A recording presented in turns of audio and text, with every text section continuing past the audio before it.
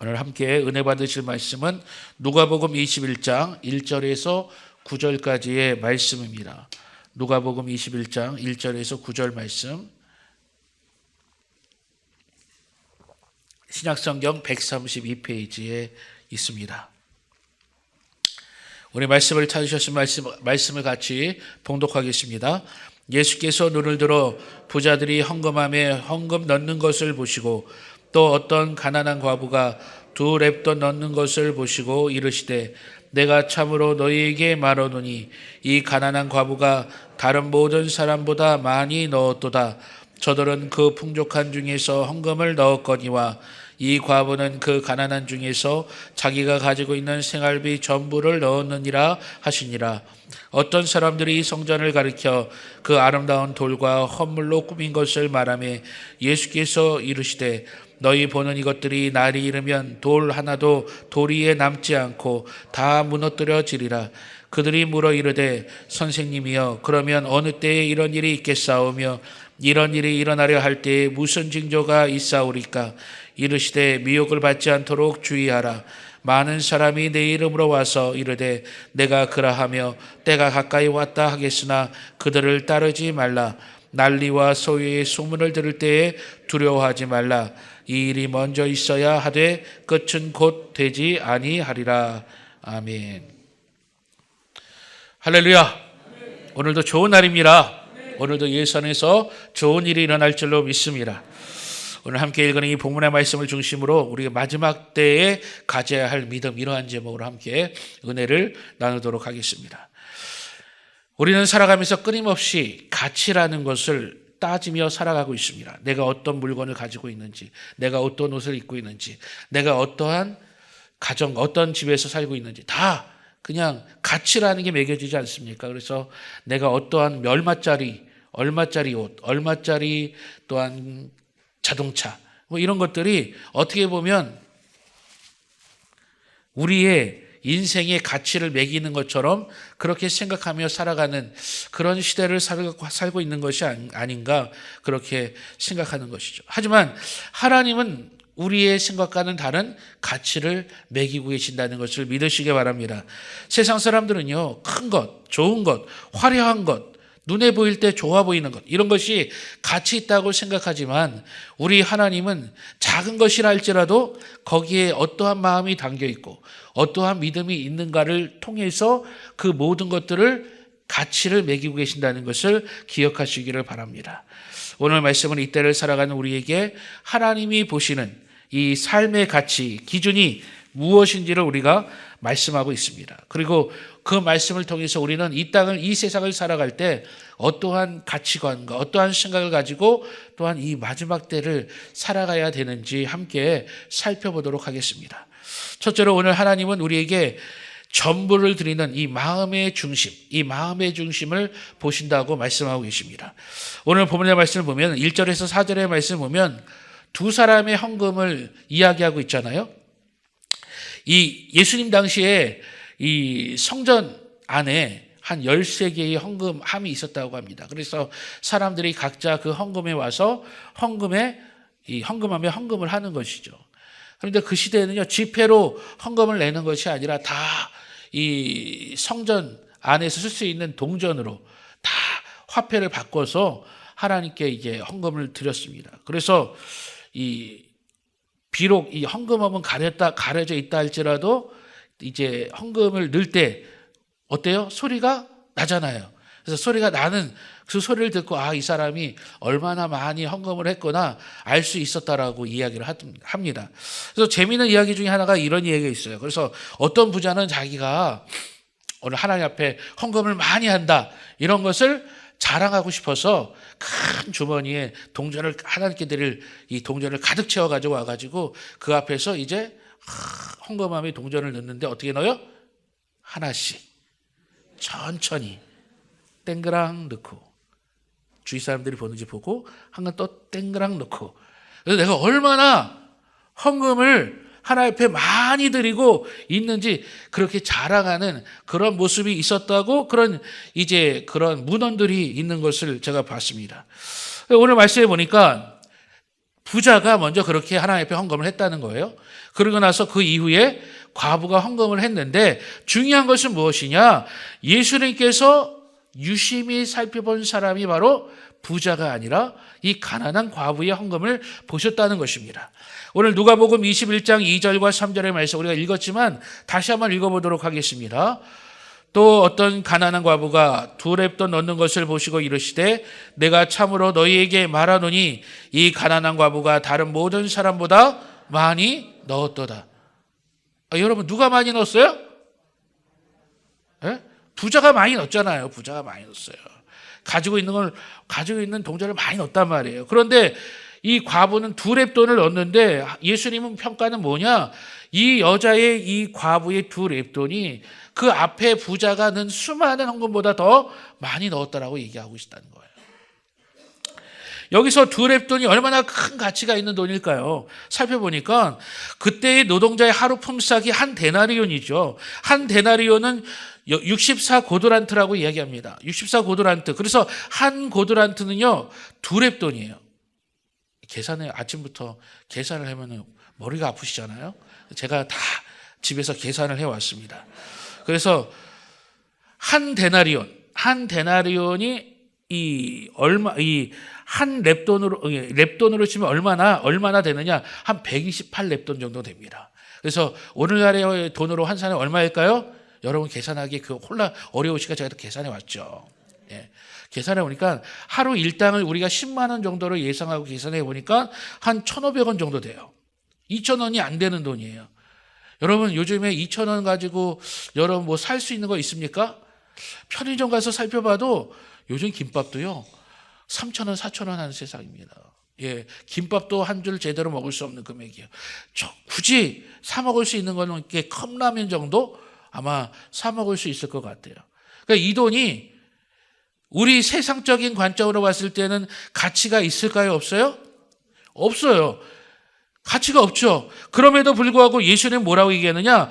다른 모든 사람보다 많이 넣었다. 이 부자한테만 국한되어 있는 거 아니라 오늘 수많은 사람들이 이 하나님의 헌금을 드렸는데 이 수많은 사람들의 헌금보다 이 과부의 2,000원도 안 되는 돈, 이 지극히 작은 금액을 넣은 이 과부가 더 많이 넣었다라고 예수님께서 말씀하고 있습니다.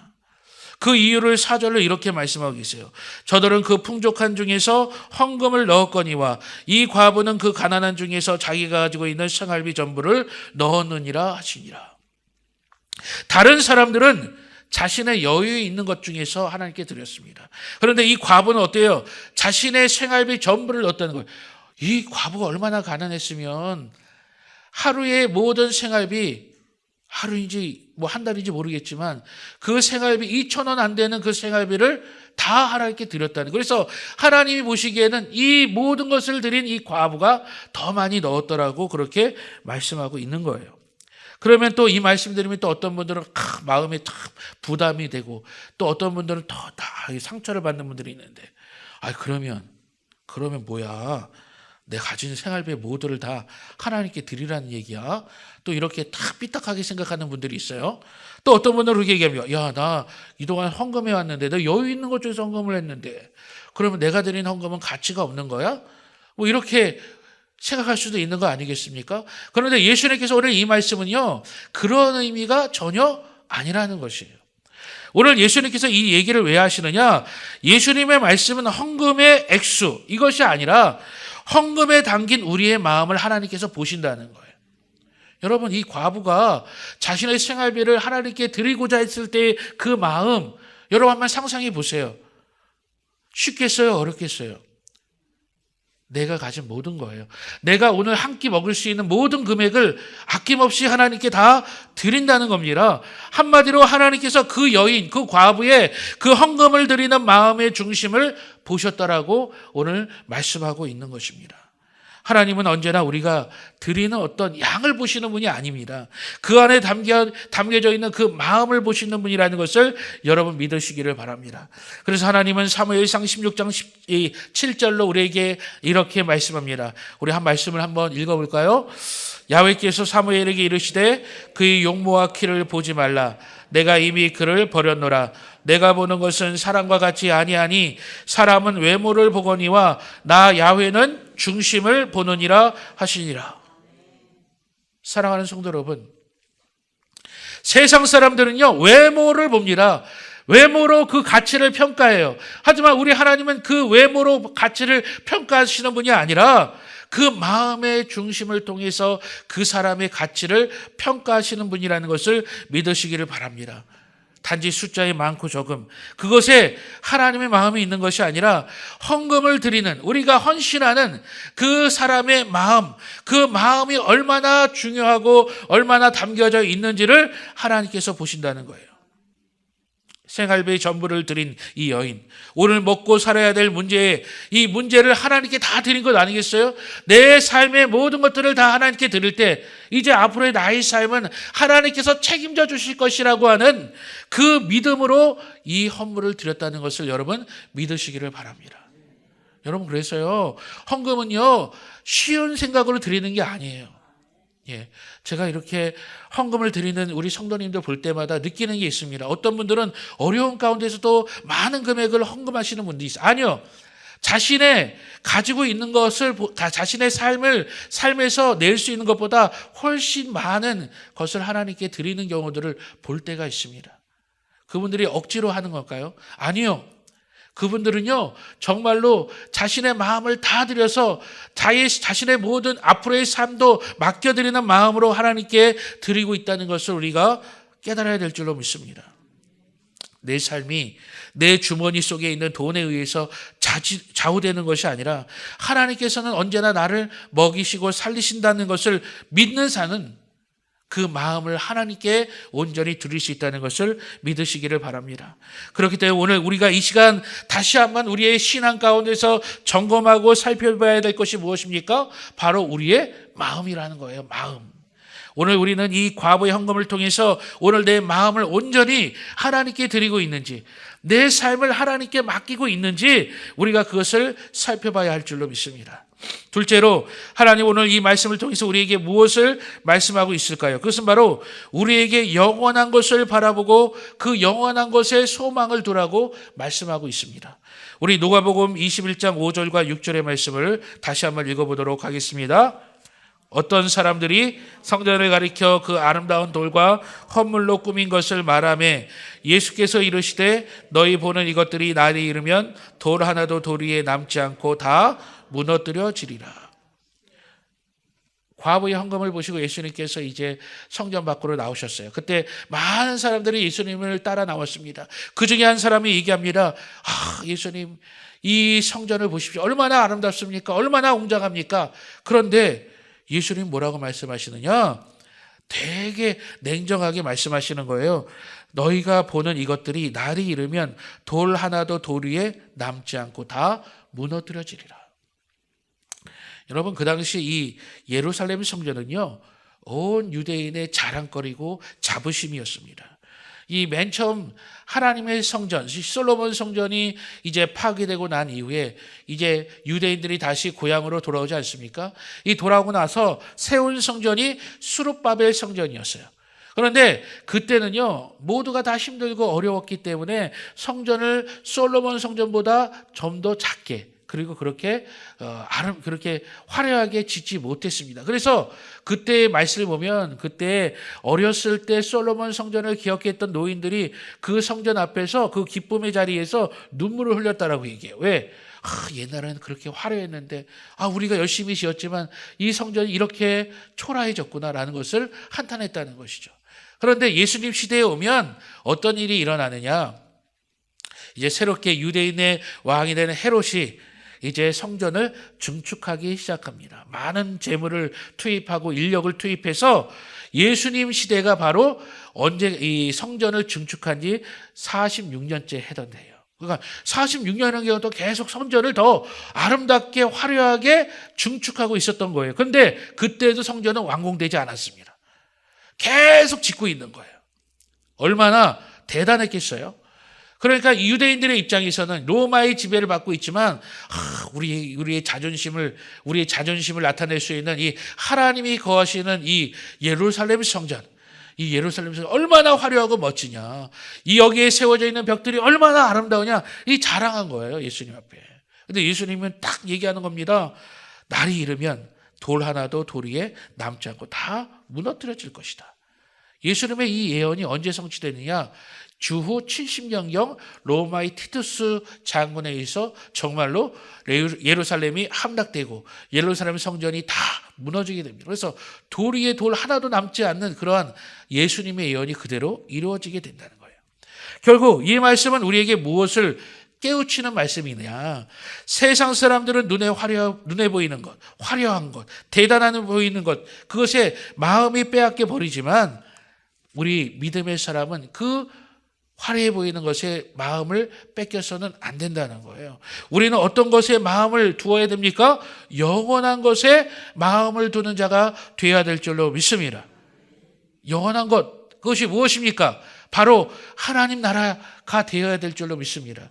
하나님 나라, 하나님의 영광, 하나님의 은혜, 그것이 바로 우리가 바라봐야 할 소망을 두어야 될 곳이 되어야 될 줄로 믿습니다.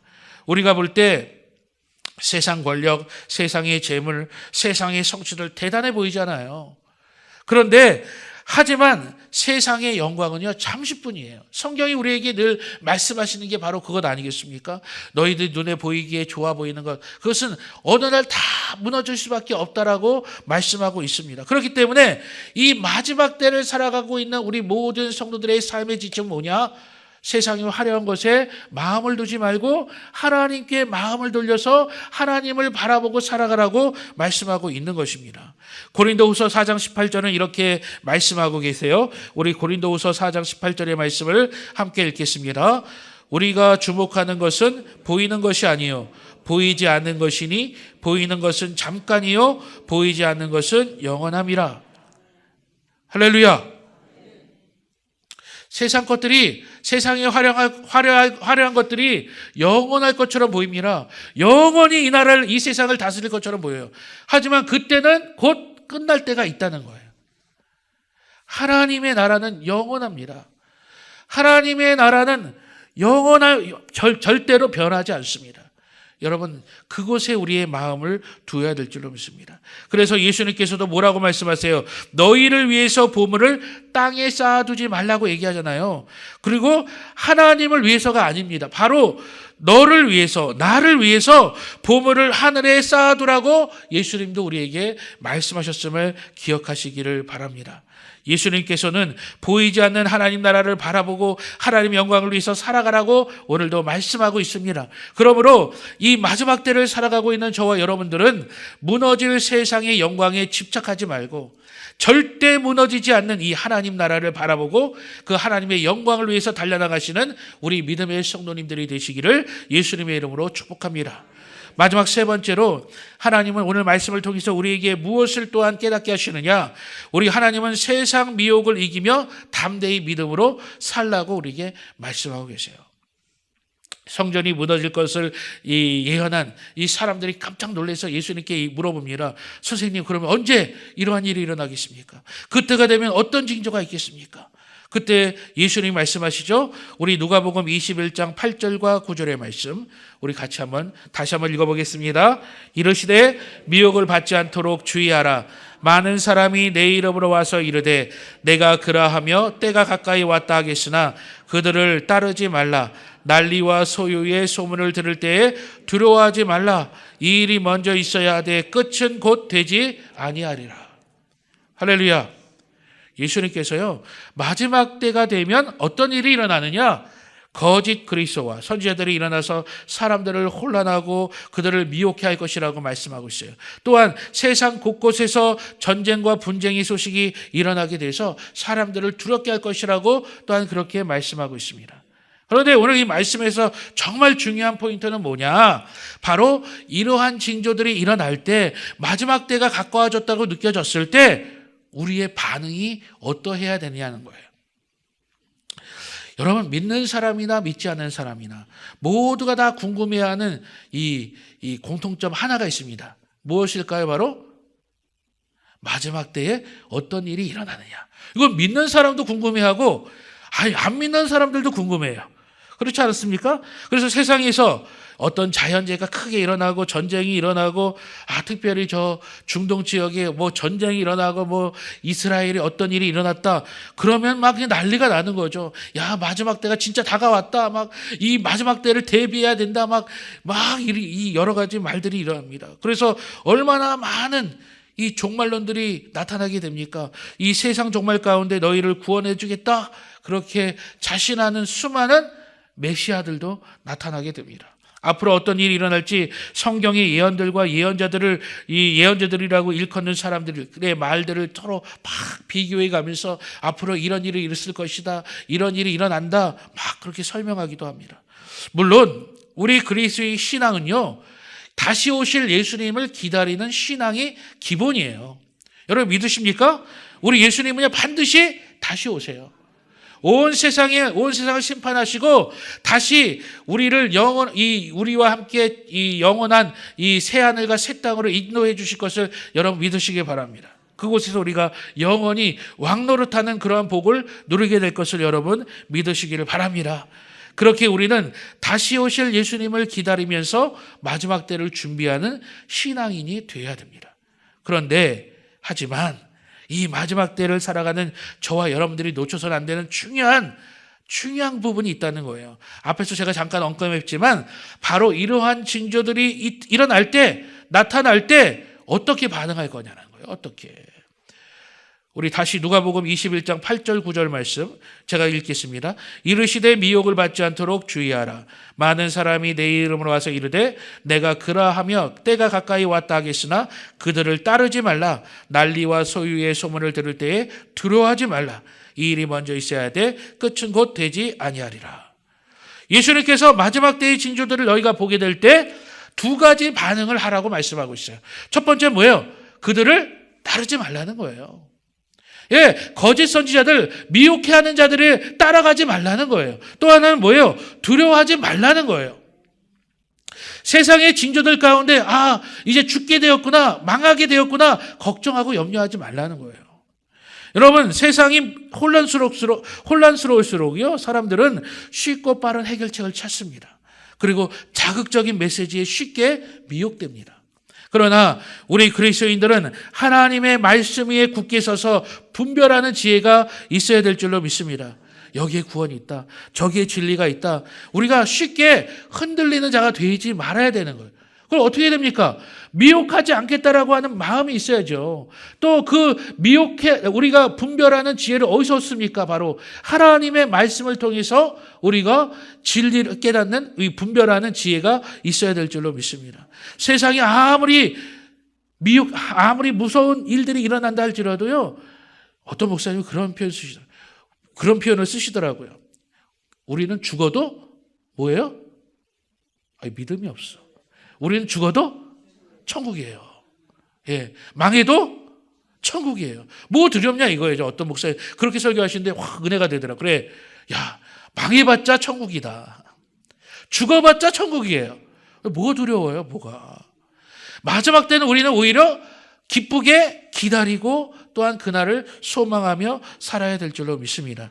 결국 우리의 끝은 무엇이냐? 예수님을 만나는 것이고 예수님과 영원한 이 영화로운 천국잔치 가운데 참여하는 은혜이라는 것을 여러분 믿으시기를 바랍니다. 그러므로 우리는 세상의 미혹 가운데 분별하는 지혜가 있게 해달라고 오늘 이 시간 기도해야 될 줄로 믿습니다. 더욱 하나님의 말씀을 사모하고 그 말씀을 깨닫게 해달라고 기도해야 될 줄로 믿습니다. 그래서 우리의 믿음을 굳게 세워서 이 마지막 때를 믿음으로 이겨나가시기를 예수님의 이름으로 축복합니다.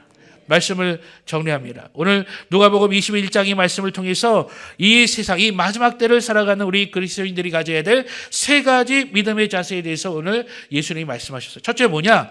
우리는 하나님께 나의 전부를 드리는 마음의 중심이 있어야 된다는 거예요. 둘째는 뭐예요?